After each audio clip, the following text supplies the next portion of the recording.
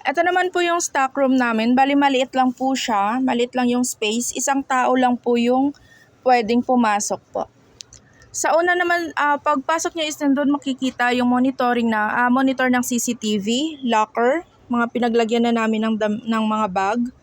At dito naman po sa first na to is lagayin po siya ng dry fit na black and white po. Mula small hanggang 3XL po siya. Pababa na po siya. Etong sa pangalawa naman is CVC na black and white din. May mga level na po siya. And polo shirt na black and white din po. Ayan siya. May mga level na po siya hanggang baba. Isang baba po yan. And itong dalawa naman po na ito is mga CVC po. And doon sa loob naman po is mga 4 polo shirt. Bali hindi na kasi ako kasya kaya hanggang dito na lang yung video ko po.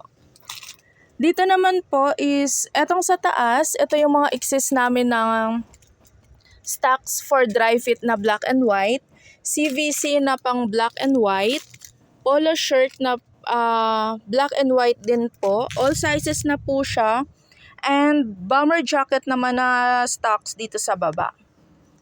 Ayan po siya. Bali all sizes ng black and white is nandito na po siya. Para hindi lang po kami maubusan ng stocks.